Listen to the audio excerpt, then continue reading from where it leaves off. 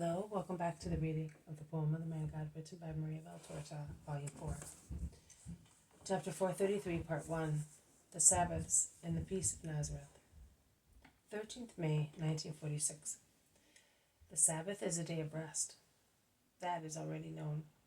And men rest as well as having tools covered up or neatly arranged in their places.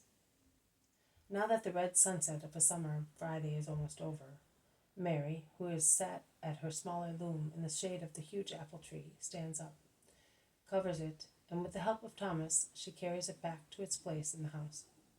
And she asks Oriah, who is sitting on a little stool at her feet sewing, with still unskilful hand, the dresses given to her by the Roman ladies, and fitted on her by Mary, to fold her work tidily and put it on the shelf in her little room. And while Oriah is doing so, the mother with Thomas goes into the workshop, where Jesus and the zealot are busy putting straight saws, planes, screwdrivers, hammers, tins of paint and glue, and sweeping away sawdust and shavings from benches and the floor. Of all the work done so far, only two small planks of wood remain, gripped in a vise at an angle, so that the glue may dry up at the joints. It may be a future drawer. And a stool, half painted, besides the strong smell of fresh paint. Oriah also goes in, and she bends over Thomas's Burin work, which she admires and asks, somewhat curious and instinctively coquettish, what it is for and whether it would suit her.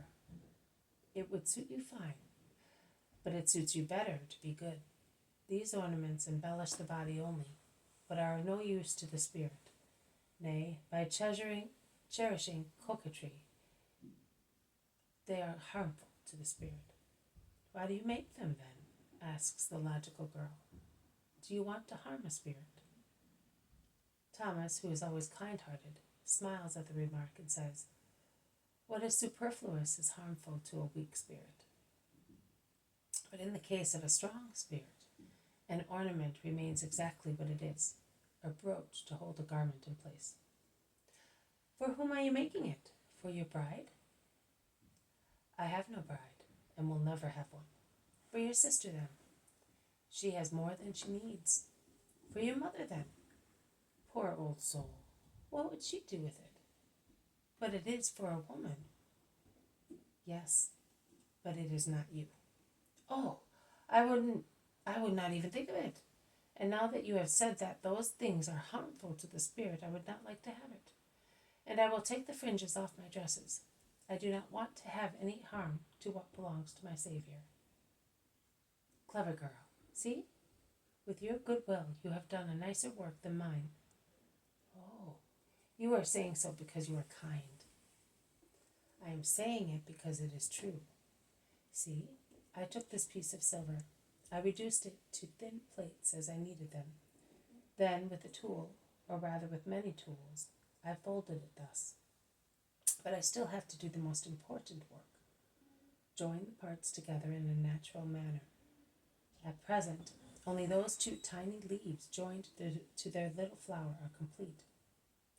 And Thomas, with his big fingers, lifts the graceful stem of a lily of the valley, joined to a leaf which is a perfect imitation of a natural one. It is impressive to see the trinket shining with the brilliancy of pure silver, held by the strong dark fingers of the goldsmith. Oh, lovely! There were many on the island, and we were allowed to pick them before sunrise, because we blonde girls had never to take the sun, so that we might be more valuable. They compelled brunettes instead to stay out in the sun until they felt sick, to become darker. What do you say when one sells something, saying that it is one thing, whereas it is another? Who knows? Deceit? Swindle? I don't know. See, they deceived them, saying that they were Arabs, or that they came from the upper Nile, where it rises. They sold one girl, saying that she was a descendant of the Queen of Sheba. Fancy that! They did not deceive the girls, but the purchasers. So you say they cheated. What a race! A wonderful surprise for the purchaser when he saw the false Ethiopian grow lighter. Did you hear that, master? How many things we do not know. Yes, I heard. But the sad side is not the cheating of the purchasers. It is the destiny of the girls. That is true. Souls, desecrated forever, lost. No, God can always intervene. He did on my behalf. You saved me, says Oria, turning her clear, serene eyes towards the Lord. And she concludes, and I am so happy. And as she cannot go and embrace Jesus, she clasps Mary with one arm, bending her fair-haired head on the Virgin's shoulder in a gesture of confident love. The two fair-haired heads stand out in their different shades against the dark wall, a most gentle group. But Mary has to see to the supper. They part and go away. May I come in? Says the rather hoarse voice of Peter at the workshop door, which opens onto the road. Simon, open the door. Simon! He could not stay away, exclaims Thomas, laughing, while he runs to open. Simon, this was to be expected, says the zealot, smiling. But it is not only Peter's face which appears at the door. All the apostles from the lake are there, with the exception of Bartholomew and the Iscariot. And Judas and James of Alphaeus have already joined them. Peace to you. But why did you come in this heat? Because we could not stay away any longer. It's 2.5 weeks, you know. Do you understand? We have not seen you for 2.5 weeks. And Peter seems to be saying 200 years, an enormity. But I told you to wait for Judas on every Sabbath. Yes, but he did not come on the last 2 Sabbaths, and we have come here on the 3rd one. Nathanael remained there because he is not too well, and he will receive Judas if he goes there, but he will not go. Passing through Tiberias to come to us before going to the great Hermon, Benjamin and Daniel told us that they had seen him at Tiberias, and of course I will tell you later, says Peter, who has stopped speaking because of a tug in his tunic, at his tunic by his brother.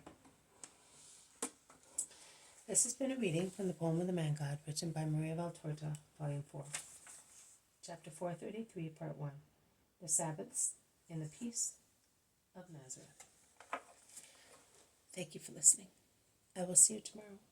May God bless you, and may peace be with you.